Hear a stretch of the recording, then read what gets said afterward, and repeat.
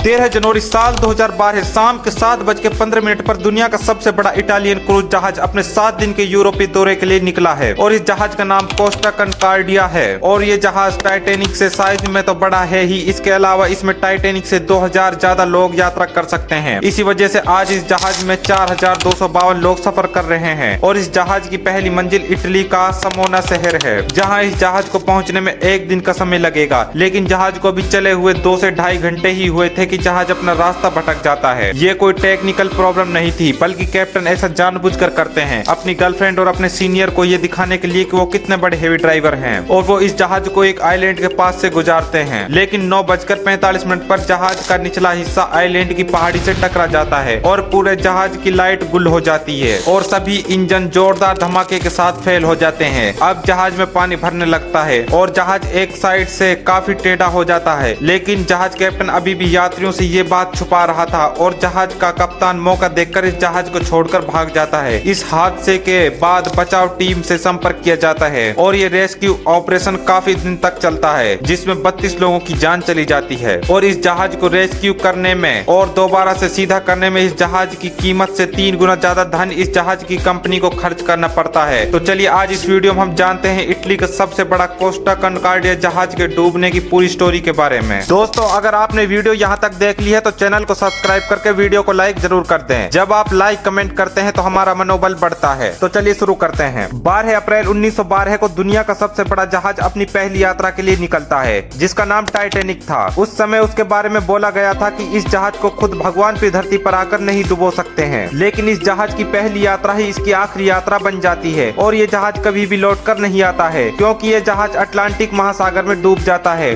और इस हादसे में 1512 लोगों की दर्दनाक मौत हो जाती है। अब इस घटने को 100 साल का समय हो चुका है और 13 जनवरी 2012 को शाम के 7:15 पर दुनिया का सबसे बड़ा इटालियन क्रूज जहाज 7 दिन के यूरोपियन दौरे के लिए निकलता है, जो कि अपने जमाने का सबसे बड़ा क्रूज जहाज हुआ करता था, जिसकी कीमत 570 मिलियन अमेरिकन डॉलर थी, जो कि 47 अरब 36 करोड़ 41 लाख भारतीय रुपए बनते हैं। और ये जहाज शाम के 7:18 पर अपनी पहली डेस्टिनेशन इटली के समोना शहर के लिए निकलता है। यह जहाज किसी 7 स्टार होटल से कम नहीं था, क्योंकि इस जहाज में लोगों को हर एक लग्जरी चीज प्रोवाइड की जा रही थी, क्योंकि ये कोई जहाज नहीं था बल्कि एक चलता फिरता शहर था। इस जहाज के अंदर लोगों को एंटरटेनमेंट मनोरंजन के लिए 4 बड़े बड़े स्विमिंग पूल थे, 5 बड़े होटल या फिर रेस्टोरेंट थे, 13 अलग अलग प्रकार के बियर बार थे, बहुत से जिम मूवी थिएटर थे और भी बहुत सारी मनोरंजन की चीजें इस जहाज के अंदर मौजूद थी, क्योंकि ये जहाज स्पेशल लोगों को छुट्टियां के घूमने के लिए ले जाया करता था। इसलिए इस जहाज के अंदर लोगों को एंटरटेनमेंट की भरपूर व्यवस्था की गई थी। आज 13 जनवरी 2012 को इटली के सबसे बड़ा क्रूज जहाज कोस्टा कनकॉर्डिया की कप्तान की कमान फ्रांसिस्को सेटिनो संभाल रहे थे और वो 2002 से इस कंपनी के लिए काम कर रहे थे।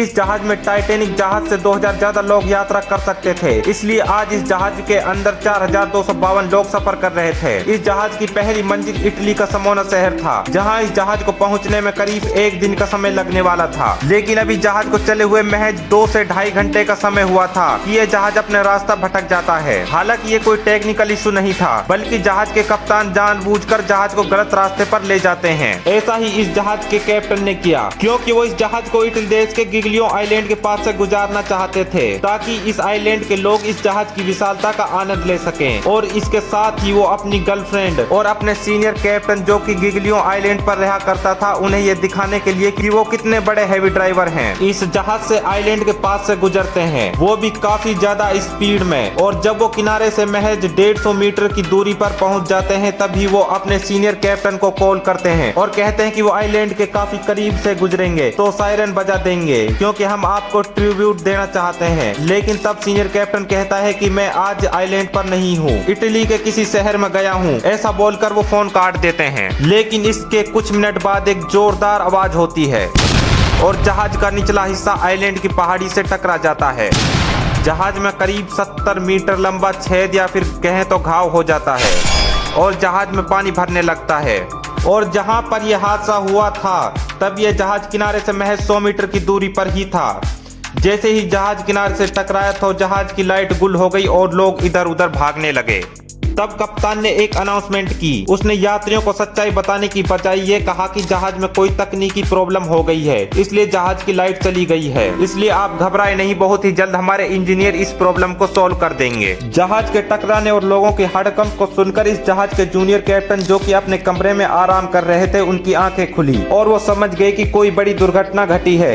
इसलिए वो जल्दी से इंजन रूम की तरफ दौड़े, लेकिन वहाँ पर देखते हैं कि इंजन रूम पूरी तरह से पानी में डूब चुका है। उनके दरवाजे नहीं खोले जा सकते हैं और अब 9:52 हो चुकी थी। इसके बाद जहाज के प्रोफेशनल इंजीनियर और बाकी लोग इमरजेंसी डीजल इंजन को चालू करने की कोशिश करते हैं, लेकिन वो नाकाम रहते हैं। तभी कप्तान एक सही डिसीजन लेते हैं। जब जहाज समुद्र के नीचे की पहाड़ी से टकराया, तब ये जहाज एक जगह पर रुका नहीं था, बल्कि अभी भी किनारे से दूर चला जा रहा था। लेकिन तभी कैप्टन को लगता है कि अगर वो ऐसे ही आगे बढ़ते रहते हैं तो उनके लिए खतरनाक हो सकता है, क्योंकि अगर वो समुद्र के बीच की अपेक्षा किनारे पर रहेंगे तो उनके बचने के चांस ज्यादा हैं, क्योंकि अगर जहाज डूबा तो वो बीच समुद्र में फंस सकते हैं और यात्रियों की जान जा सकती है।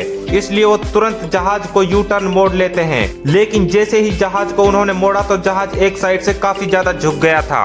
तभी कुछ ऐसा होता है कि जिसकी किसी को भी उम्मीद नहीं थी। तभी जहाज के कैप्टन जहाज को छोड़कर भाग जाते हैं। आखिर कैसे बची सभी यात्रियों की जान, जानने के लिए अगले पार्ट में जरूर देखें। अगर आपने अभी भी चैनल को सब्सक्राइब करके वीडियो को लाइक नहीं करा है तो कृपया करके चैनल को सब्सक्राइब करके वीडियो को लाइक जरूर कर दें।